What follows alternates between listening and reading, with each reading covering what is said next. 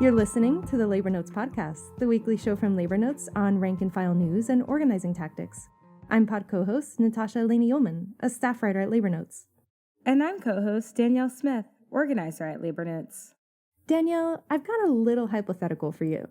If you were unloading or cleaning out like these 55-gallon steel or plastic barrels full of chemicals like paint or acetone, the powerful smelling chemical you find in things like nail polish remover, which of these would you pick to wear? A thin plastic apron that melts when it's hot, and it gets really hot at the facility. B, a flimsy respirator that will clog up with dust really quickly. Or C, a disposable surgical mask, like the blue ones we saw at the peak of the pandemic, that will do pretty much nothing to stop you from breathing in toxic chemical fumes. Are those seriously the only options? Well, not if the 160 Mauser workers who've been on strike for close to 3 months now have anything to say about it. These workers, who are members of Teamsters Local 705, do the physically intensive and dangerous work of moving and power washing these large containers, which spew out some of the most noxious fumes you can imagine. And they're asking for the basics here. They want their employer to give them thicker, more durable versions of the plastic arm sleeves and the aprons they get now. For folks listening, Natascha reported the piece earlier this month with the title, Toxic Laundry, Melting Aprons, Mauser Strike Hits 2 Months. It ran on August 7th, and you can read it on labornotes.org. We also have our coworker Feliz back with us today to talk about the Mauser strike, which he also reported on earlier this month for In These Times. His piece is titled, Dispatch from the Employer Offensive, Mauser Teamsters Strike Back. Welcome back, Luis. Thank you for being here with us. Thanks for inviting me back. This story is about safety in an especially hazardous work environment, but it's also about the employer flexing its power over workers during a contract campaign, as you've both reported, during a time when employers are making the most of their leverage right now. And I have some questions for you both.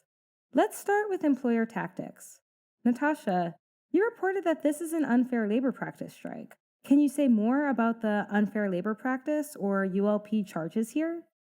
Yeah, so to start off, the union has said that Mauser illegally surveilled union members who were speaking with their business agent during a break, which they, of course, have every right to do.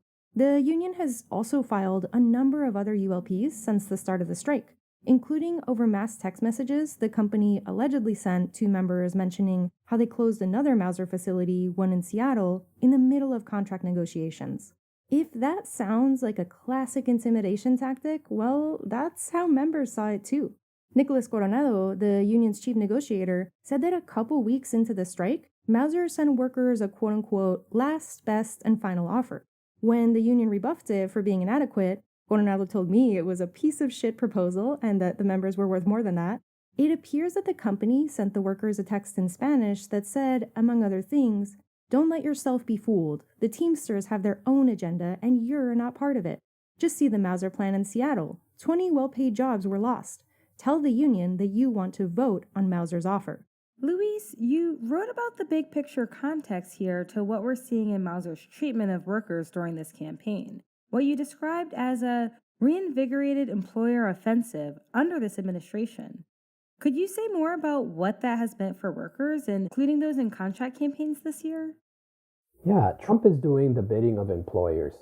They are benefiting from tax cuts in the budget bill, plus a slew of pro-employer, anti-worker rulings by the federal courts, plus government agencies are canceling labor contracts of federal workers.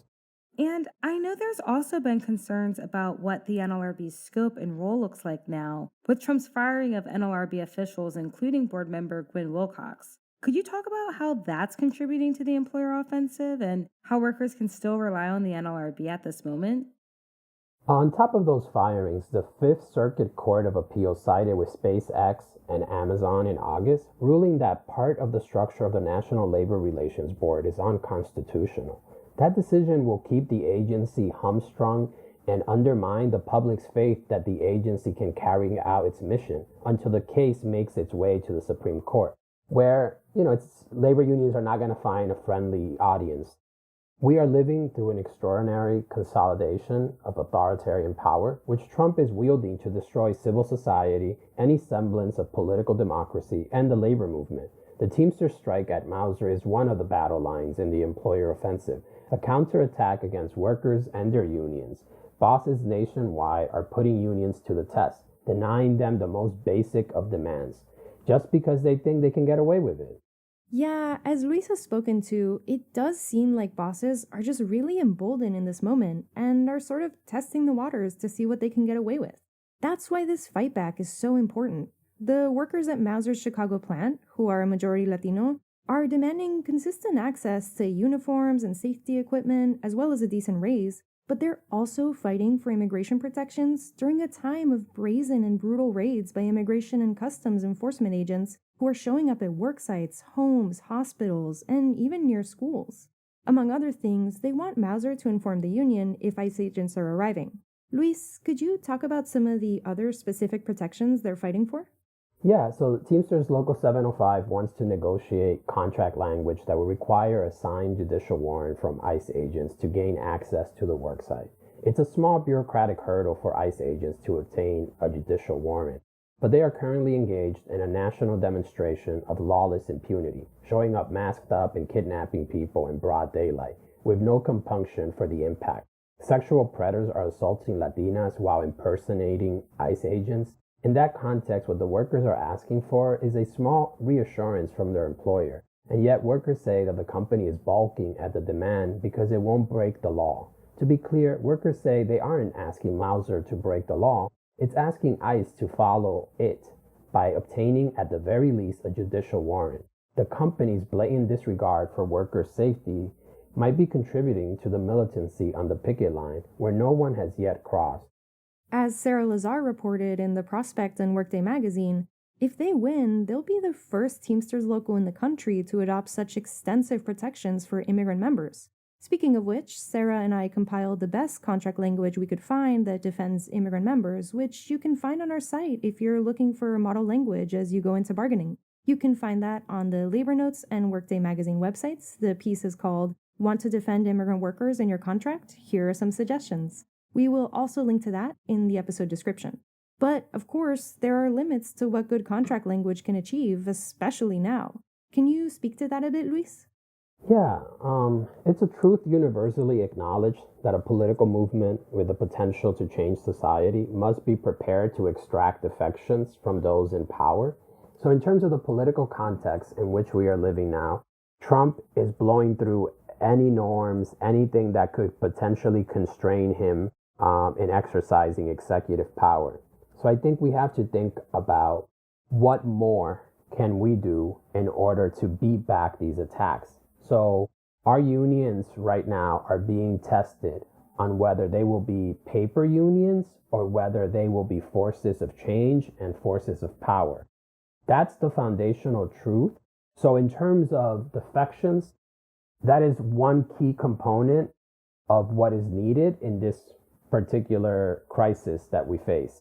Historically, defections have been part of social upheavals and revolutions across the globe, from soldiers refusing to fire their guns on civilians, to government functionaries refusing to carry out orders from despots, to employers refusing to turn over their workers to federal agents who conceal their identities behind masks. Defections are key. Other tactics, like community defense, while important to show we can fight back and embolden more people to join in the fight back, are just one option. We need to make sure people understand that Trump isn't unstoppable. But we need more people to join us. One way to do that is to grow the sphere and participants involved in non-compliance, including employers. That's what Mauser would be doing in this instance. Not non-compliance in the sense that Mauser would be breaking the law, but non-compliance in the sense that Mauser will not be bending to Trump's will to create an environment in which immigrant workers are terrorized. So you might think from previous campaigns around protecting immigrant workers or just raising the flag that an outrage is happening, that we need to rally public opinion. Trump doesn't really care about public opinion. Considering he has a record low approval rating and continues to push forward his unpopular agenda, we might as well just say public opinion be damned. So while it would be an exaggeration to say that Mauser agreeing to contract language around protecting its immigrant workers is tantamount to defection from Trump's camp, it is important nonetheless for there to be public efforts to push back on Trump's mass deportations. Every small rejection to fold builds resistance, steals the confidence of others to disobey. It's also worth noting that the strike is happening in Chicago, which Trump has targeted. So while it's one small contract, it has outsized significance because of the labor movement's acquiescence to Trump, or largely symbolic opposition, the rallies, the statements we've all seen and read. That's the broader symbolic context in which the immigration contract language of Mauser must be read. The union is asking for a very modest signal to the Trump administration that Mauser won't let federal agents run roughshod over the rights of their workers, and so will require a judicial warrant. That's very important because Trump's authoritarian power derives from his ability to cow people, even people in his own party, to his will, and act with impunity, laws be damned. That's why the capacity to withstand state repression, the community defense work is so critical for the labor movement. And if that means peeling away employers from Trump's governing coalition and forcing them to be non-compliant with the administration's dictates, then we must do that. This is a time of strange bedfellows. Pardon the metaphor. Employers care about one thing above all, making money. That's where strikes can potentially hammer their profits, if strategically carried out. But what's happening at Mauser and at other employers is that Trump is doing their bidding through deregulation and the gutting of labor and employment law. So in their minds, the trade-offs are in their favor. Sarah Lazar's article in the American Prospect quoted a Teamster official talking about how Mauser could be using, the prospect of raids to keep the workforce, in line. So to shift the balance of power, we need to break that coalition between Trump and the employers and make the employers fearful that they have something that they care about losing in jeopardy, like their bottom lines. Labor unions have thrived when the government has endorsed labor rights, as during FDR's terms in office, or when it remained neutral, refusing to buttress the power of employers with state repression. For example, the 1919 Palmer raids, when the United States government rounded up and arrested thousands of socialists, anti-war protesters, and labor organizers. Another example, one of neutrality, is the story behind Michigan Governor Murphy refusing to use the National Guard during the Flint strike at GM in 1936-37 to crush the United Auto Workers. The lesson there is that you need the political power of governors, mayors, and you need militant workers, and you need soldiers to disobey orders. The opposition to Trump must be one of addition to our ranks and subtractions to his. I want to also talk about what this fight is fundamentally about for workers and the position the employer is asserting here. For workers, it's about basic safety, a measure of security about their wages, and some control over their schedules. The bosses, on the other hand, are in an all-out war footing, as you described it, Luis. They're writing the policies and pro-employer environment fostered by this administration, and during a time that the economy looks headed towards a recession. What does that mean for what workers' organizing and fights should look like? What are some of the main things that workers have shared with you both about that? Workers tell me that they feel adrift. The leadership of various unions is either asleep at the wheel, hoping to wake up 4 years after Trump, or finding new and inventive ways to kiss Trump's ass. They know they are waging, or must soon wage, defensive battles to protect what little they've won. So in the case of the Mauser strikers, workers didn't want to talk about Teamsters President Sean O'Brien's embrace of Trump and his racist policies designed to divide and sow confusion in the working class. Instead, they were focused on fighting today's battle with their employer and winning a contract, which is understandable. But it's also dangerous to decouple larger political questions about authoritarianism from worker power. If you read the liberal press, there you'll find lots of fretting about the lurch towards authoritarianism. The bad news is that the train has left the station and it has arrived in fascist bedlam. The good news is that now we must fight to get out of the charnel house, or the labor movement is dead. We have an authoritarian consolidation of power at the highest levels of government, and an employer offensive sweeping workplaces across the country at the bottom. The working class is squeezed in the middle, between the hardened teeth of a dictatorial vice grip. Bosses and their political lackeys think they'll lock us in place to crush us. That means we need to break out from the stranglehold Trump and his employer minions have on us workers. We need to build the fighting capacity to engage in massive civil disobedience to disrupt business as usual. We aren't operating under the old assumptions.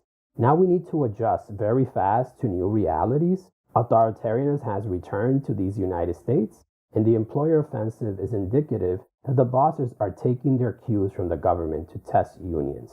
And Trump is just getting started. What will unions do in response? I think Luis's framing of the employer offensive is exactly right, and it really illustrates the stakes of why this fight is so important. Employers across the country are looking at this business-friendly landscape, the courts, and obstructed NLRB, things other employers are getting away with, and they're thinking that what few worker protections we do have in place, they can maybe get away with disregarding them. They're gonna test the waters on this, and that question, as we said, of what they can get away with, hinges on how we as the working class respond to this moment. Coronado, the union's chief negotiator, told me a lot of the stuff the company is refusing to budge on is stuff that doesn't even cost them money, but it's about relinquishing control.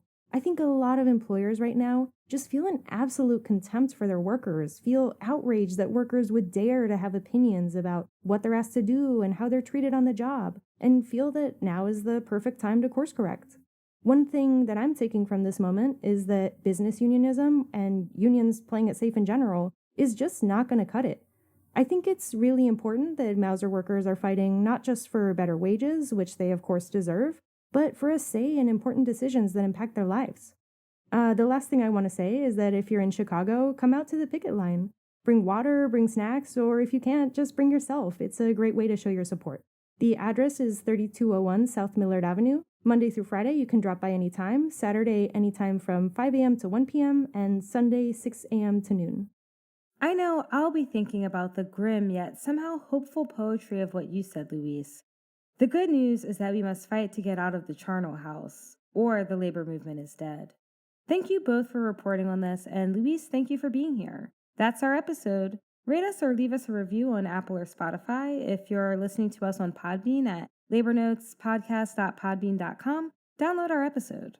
And speaking of how we should be organizing against an employer offensive, join our online workshop series coming up in September, Secrets of a Successful Organizer, on 3 Mondays at 7:30 p.m., September 8th, 15th, and 22nd.